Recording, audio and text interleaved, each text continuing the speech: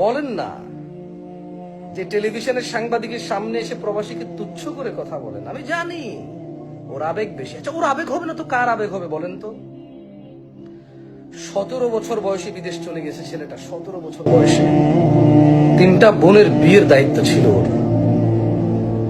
যারা বাংলাদেশের দরিদ্র সীমার গণনায় আসতো, 17 বছরের ছেলেটা বাপ মা ভাই বোন আত্মীয় স্বজন, ক্রিকেট ফুটবল ক্যারাম ব্যাডমিন্টন, শীতকালের গরমকালে পুকুরে ডুব দেওয়া, সাঁতার কাটা, হ্যাঁ সবকিছু কোরবানি করে বিদেশ চলে গেছে 17 বছরের ছেলেটা।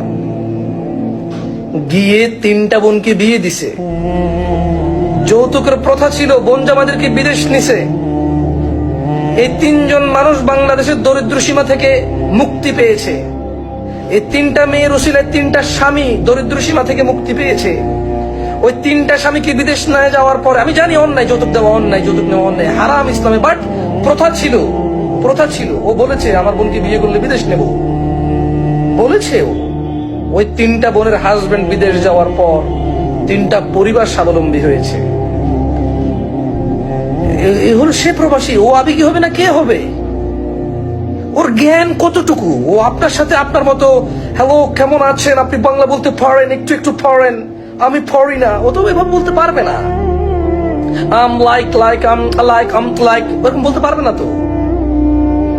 ও নোয়াখিল্লা বলে, বরিশাল্লা বলে, ও চাটগাইয়া বলে, ও রাজশাহী বলে, ও চাপাই কথা বলে, ও খুলনা বলে, সাতক্ষীরার কথা বলে, ও ঢাকাইয়া কুট্টি বলে, ও কেরানীগঞ্জ নারায়ণগঞ্জের ভাষায় কথা কয়। ও আপনার মতো কথা বলতে পারবে না তো। 17 বছর বয়সে বিদেশ গেছে। না, আপনার মতো ডাক্তার ইঞ্জিনিয়াররা কম বিদেশে যায়। বাংলাদেশের বহু মানুষ গিয়ে কোয়ালিফাইড হয় না। এখানকার টেকনিশিয়ান ওখানে গিয়ে টেকনিশিয়ান হয় না। এখানকার প্লাম্বার ওখানে গিয়ে প্লাম্বার হয় না।